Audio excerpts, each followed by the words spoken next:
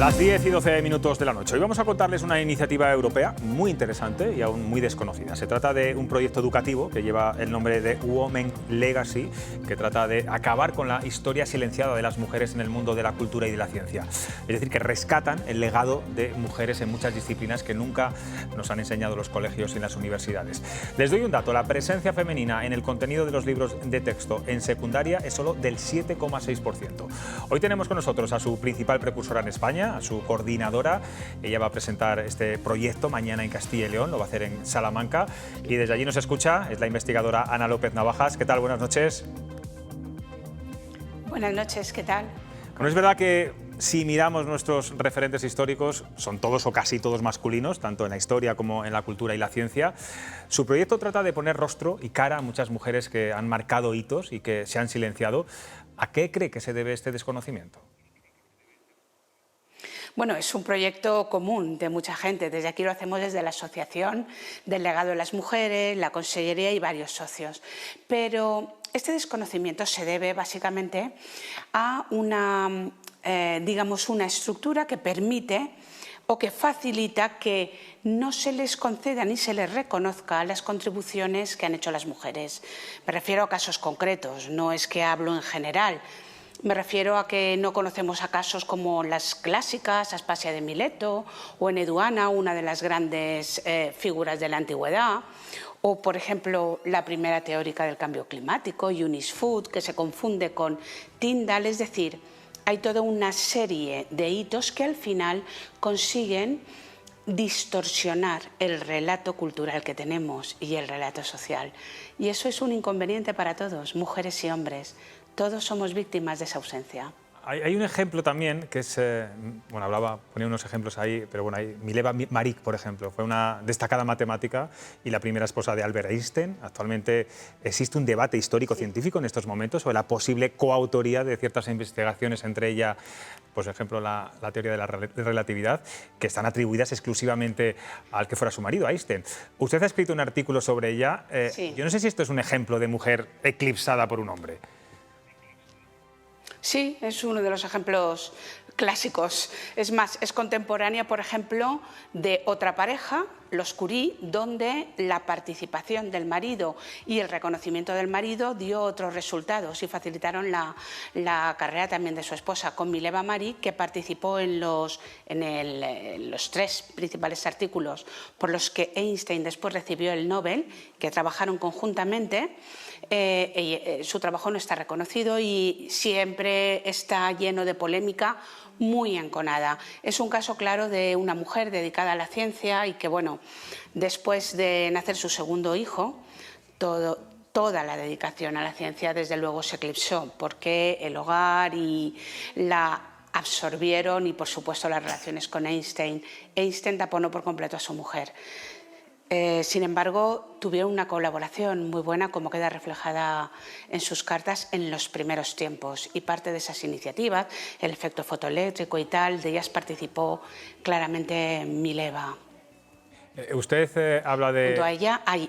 Sí. Sí, decía que usted habla de una visión androcéntrica en los colegios, en los sistemas educativos. Todo ha girado en los currículos alrededor del hombre, pero claro, también hay una versión extendida, y es que a las mujeres en el pasado no se les permitía estudiar, prosperar intelectualmente, y que por eso eran los hombres los que, digamos, han marcado más la historia. ¿Hay algo de cierto en esto? O no sé si es un mantra. Sí. Forma parte del prejuicio con el que enfrentamos, ¿no?, todas estas producciones de las mujeres. Efectivamente, las mujeres lo han tenido peor desde hace unos 5 o 6 mil años, no antes. Eso es antes de ayer, todo hay que decirlo. Y ellas han tenido menor acceso a un cierto tipo de educación, menor acceso a la profesionalización, menor acceso a los puestos de poder, algo que también continúa ahora. Sin embargo, ellas también han producido siempre otros géneros, otras temáticas y otros intereses. No podemos entender ni la historia ni la cultura si no contamos con ello, porque nos proporcionan unas perspectivas completamente distintas que completan el panorama de lo que es la cultura y de lo que es el desarrollo social. Sin ellas, todo se queda cojo. Por eso lo que pretendemos es completar una historia que está a la mitad. Llamamos androcéntrico porque tenemos un relato parcial, aquel que cuenta las contribuciones de los hombres y desdeña la de las mujeres. Tengo ejemplos del tipo, no sé, atribuimos la ópera a Monteverdi y olvidamos a Caccini, contemporánea suya, que fue la que difundió la ópera. Antes se habló de Eunice Foote, la primera que teorizó sobre el cambio climático. Hilma af Klint es el primer pintor abstracto, no Kandinsky. Una de las grandes figuras de la antigüedad es Eneduana, el primer escritor que tiene la humanidad. Las tablas de Kepler y Galileo, pues empezaron los dos, pero las completó su hermana, Sofía Brahe. Va sumando una tras otra, y de repente te das cuenta que estás frente a una historia distorsionada, fraudulenta.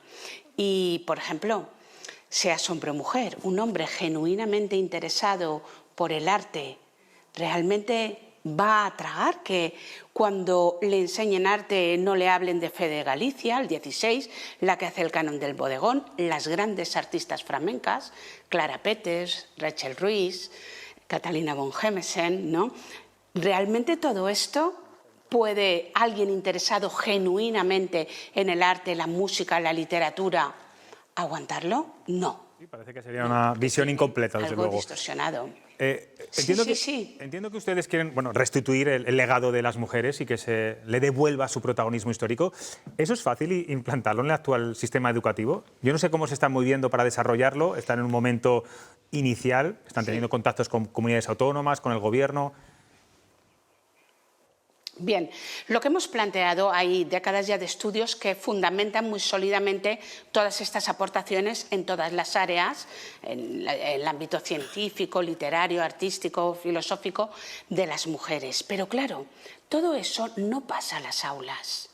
De forma que queremos educar para que todo el mundo tenga igualdad de oportunidades, pero las dejamos a ellas cojas. ¿Por qué? Porque a quien no se le reconoce todas las aportaciones tiene menos valor social. Las mujeres, eso que tú has comentado antes de los prejuicios, bueno, como no han podido hacer nada, pues ellas no han participado. Parece que tenemos que darles ¿sabes? Algo así. Esto es con lo que queremos romper. Por eso estamos proponiendo desde el proyecto, que es de ámbito europeo y tiene un alcance también europeo, instrumentos de intervención en el aula que resulten fáciles de utilizar por el profesorado y también para las editoriales. Con ello trabajamos con biografías, pero también con su propia obra y con actividades que van ligadas al contenido normativo. Sí, Ana, ¿se están encontrando muchos obstáculos entre el profesorado? No. Al contrario, el profesorado se muestra asombrado de lo que desconoce. Muchas veces dice, madre mía, ¿qué estoy haciendo? Porque se trata de eso. Hay veces que este desconocimiento pone en tela de juicio un poco la competencia docente. Dices, estoy dando arte o música o literatura y no conozco todas estas autoras del barroco, o no, pues esto nos pone un poco en entredicho. Por eso facilitamos las cosas. Estamos haciendo 3 catálogos también de obras literarias, musicales, artísticas y cinematográficas de autoría femenina, también para que sirvan a las administraciones para la gestión cultural, porque hoy en día ciclos de cine, los festivales de música, exposiciones y sin querer tomamos el camino de ellos y las artistas actuales, escritoras, músicas, siguen teniendo menos posibilidades.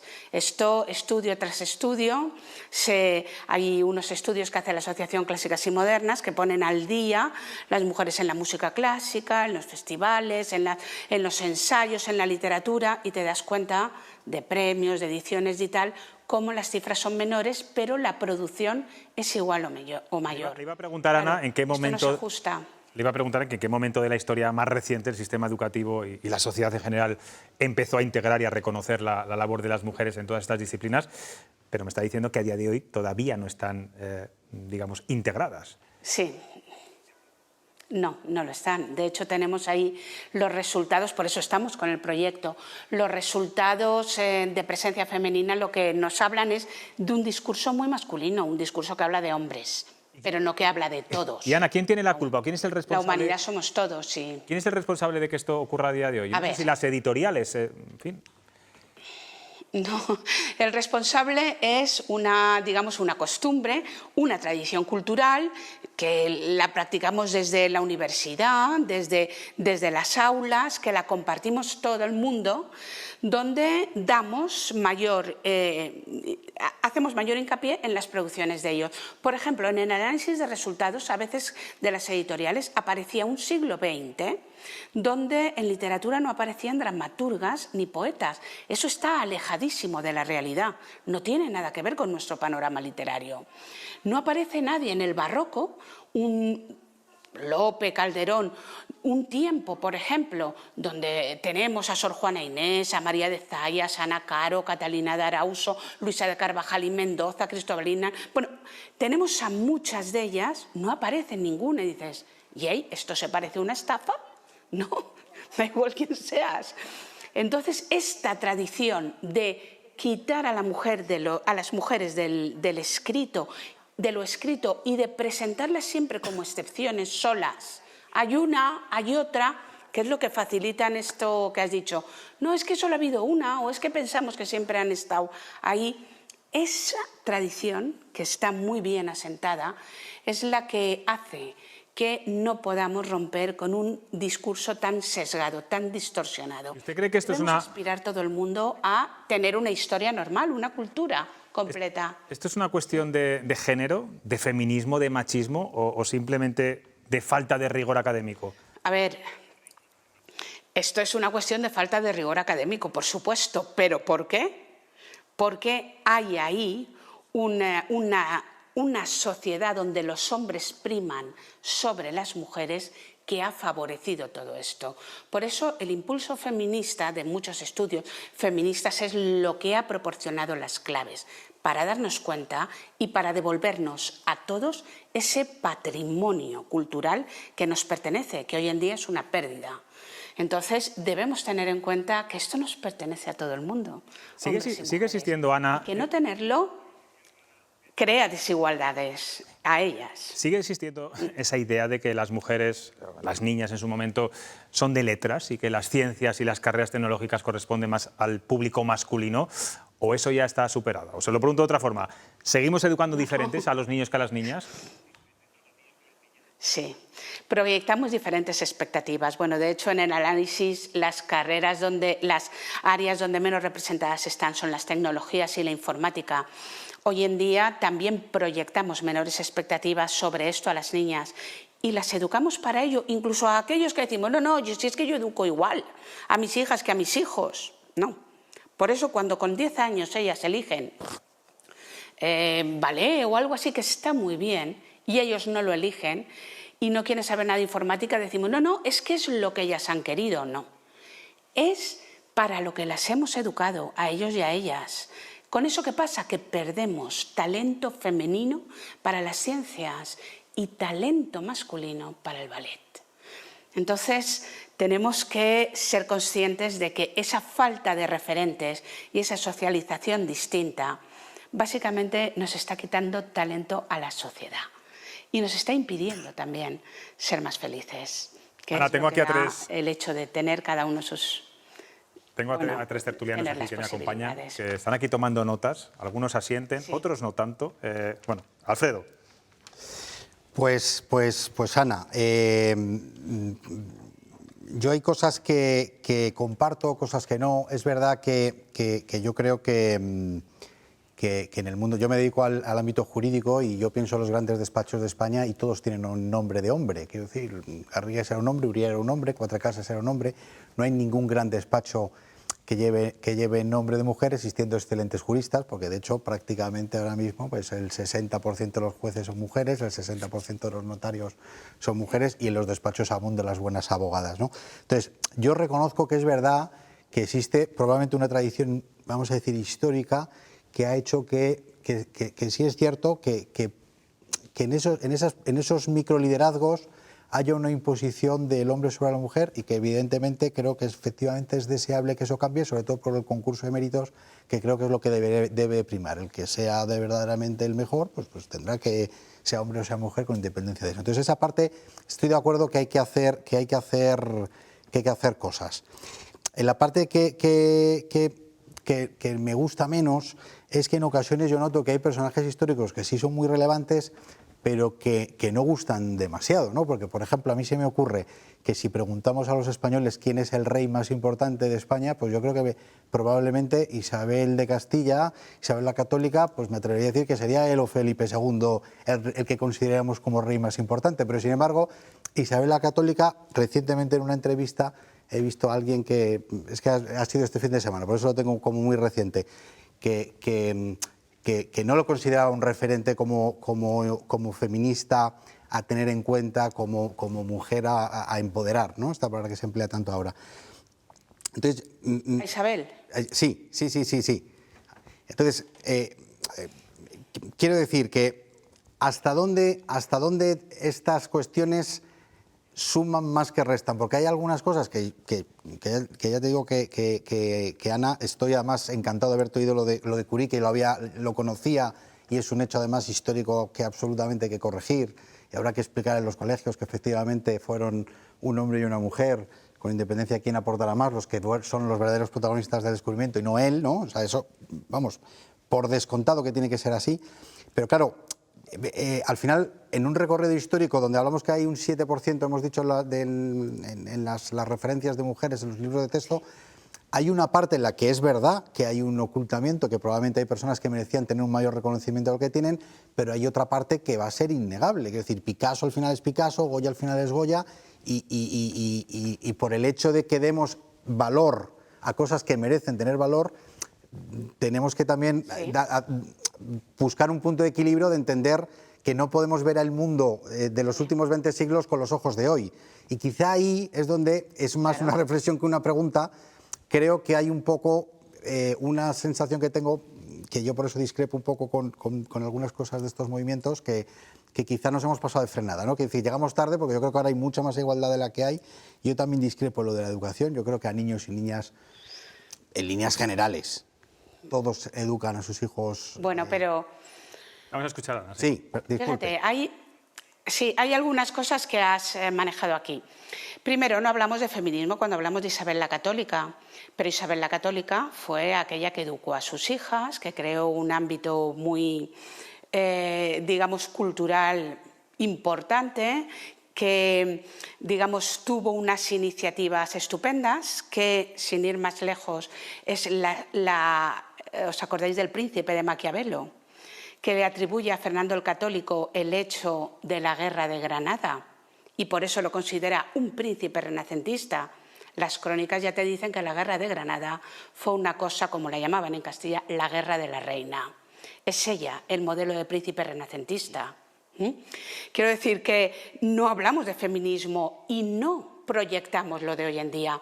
Yo creo que en leyes a lo mejor no se conoce que Teodora escribió las Novelae al Código Justiniano, unas leyes que duraron 80 años, muy interesantes, o que, por ejemplo, Eleonora de Arborea, jueza del siglo XIV, escribió la Carta de Lugu, una de las consideradas, debes conocerla, de las primeras constituciones, en el sentido de entender como ciudadanos el siglo XIV y ciudadanas a la gente, o estableció la primera legislación sobre protección de animales.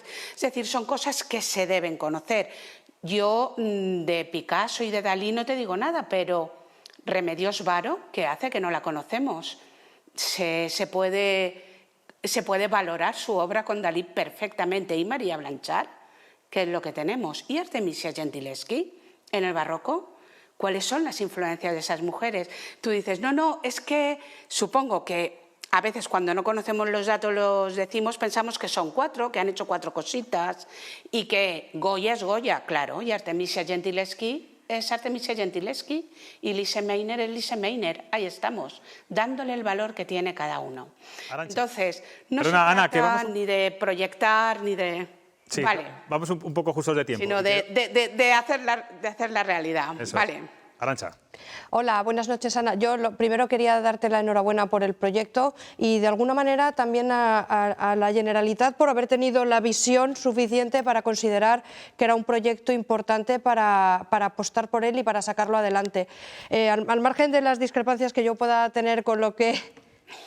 Perdona, no, si quieres decir algo, decía, al margen de las discrepancias que pueda tener, porque yo no entiendo siempre las cosas desde un punto de vista de lo que suma o lo que resta. O sea, si ahora incorporamos a las mujeres por justicia, no tenemos que restar a los hombres. Esto para mí es una cuestión básica de comprensión de la realidad, ¿no? Lo que quería preguntarte, dado que es un proyecto europeo, es ¿qué visión hay de este mismo tema en los países en los que tenéis socios con los que estáis trabajando en este proyecto? Muy bien, perfecto. No es una cuestión, ya digo, de la Generalitat, de la Asociación Legado de las Mujeres, de la Universidad de Valencia, la Universidad de Vilnius, de también Glasgow City Council, es decir, la Administración Educativa Escocesa. El problema de la ausencia de referentes femeninos y las implicaciones de deslegitimación para las mujeres y de pérdida cultural para hombres y mujeres en general es un problema común europeo y así se entiende desde Europa. Por eso, por ejemplo, nuestro modelo, que es además transferible a diferentes modelos educativos, también se presentará en Europa para que pueda ser compartido por el resto de países. Esta ausencia es parecida, similar de diferentes maneras en todos los países. Corregirlas para recuperar ese patrimonio cultural es algo en lo que todo el mundo está bastante concienciado y está muy de acuerdo. De hecho, muchas veces se habla de cifras, pero nosotras lo que estamos haciendo es recuperando sus obras, recuperando los grandes tapices, las obras de arte, para que cuando vean a Remedios Varo, a María Blanchard, se den cuenta que junto a Miró y a Picasso y a Dalí tenemos esas grandes pintoras que han tenido monográficos en el Reina Sofía, en México y por ahí, pero que pasan desapercibidas, ¿no? O han habido las grandes músicas o las grandes literatas. Entonces, la recepción en Europa es buena, es muy buena y ahora se nos han unido más países. Francia, Alemania, en esta línea, incluso también Jordania, un instituto jordano donde toda la tradición enorme de producción cultural que tienen las mujeres árabes, algo que nos asombra, porque nuestro prejuicio es, estas mujeres parece que no han hecho nada, pues no. Yo tengo una enciclopedia de más de 6.000 mujeres y la producción de las mujeres desde el siglo VII hasta el siglo XX. Lexicógrafas, matemáticas, músicas, pintoras, es decir, hay también, en ellas encontramos grandes, pero grandes, como nuestras poetas andalusíes, sin ir más lejos, Walada, Nasuni Ben Alcalay, Hafsa Racunilla, Lumna, la gran bibliotecaria del siglo X, de la mayor biblioteca del mundo, Fátima Al-Fihri, la Madrasa, una de las primeras universidades. Nuestro tercer tertuliano, ¿tiene algún ejemplo más cercano, más de la tierra, más de Castilla y León, me decía antes? Darte la enhorabuena, Ana, por el trabajo. Hacer un comentario, ha salido el nombre de Isabel la Católica. Isabel la Católica eligió a una salmantina para aprender latín, que da nombre además a un barrio de Madrid, Beatriz Galindo, la Latina. Y quiero aportarle un nombre, también una aportación desde Castilla y León que seguramente conozca. Una mujer de la Bañeza, Gloria Begué, primera mujer decana de una facultad en España, decana de la Facultad de Derecho de la Universidad de Salamanca en el año 1969 y vicepresidenta del Tribunal Constitucional. Quiero hacer una pregunta muy rápida. ¿Qué argumento puede dar a esas personas que creen que iniciativas como la suya son chiringuitos feministas o cuestiones en las que se gasta el dinero público y que no tienen mucho interés? ¿Qué argumento se puede dar contra eso? Nada, los datos, es muy sencillo. Nosotros trabajamos sencillamente con datos, con obras, con cosas palpables, no con ideas. Cualquiera que diga que, por ejemplo, que no conozca la obra musical o artística, literaria, la científica, dices, bueno, míralo, porque corre el riesgo de quedarse en evidencia, ¿vale? Y creo que a nadie nos gusta quedarnos en evidencia. Quiero decir que desde aquí, desde Castilla, hay grandes mujeres también, ¿eh? Tenemos más desde la reina, por ejemplo, María de Castilla, que llegó ahí a Valencia, ¿no? Lucía Medrano, profesora en la Universidad de Salamanca, ¿no? Hay muchas de las que, o Beatriz Bernal, escritora de novelas de caballería en el siglo XV, hay grandes, y desde la Asociación El Legado de las Mujeres se está haciendo una gran tarea recuperando a las escritoras de cada una de las provincias y también de las diferentes autonomías. Pero ya digo, a quien hable de chiringuitos feministas, Pues nada, que mire los datos, porque sobre los datos nada es opinable. Pues, Ana, Después ya... muchas gracias por atender a Castilla y León Televisión. Que tenga mucha suerte mañana en esa presentación, en esa puesta en escena en Castilla y León, en este caso en Salamanca. Y bueno, no me ha dado tiempo ni a apuntar, pero es un rosario de mujeres, ¿verdad?, desconocidas o silenciadas, que me imagino que poco a poco se irán integrando en los libros de texto, que ese es el objetivo final. Gracias de verdad por atender a Cuestión de Prioridades. Gracias a vosotros. Adiós.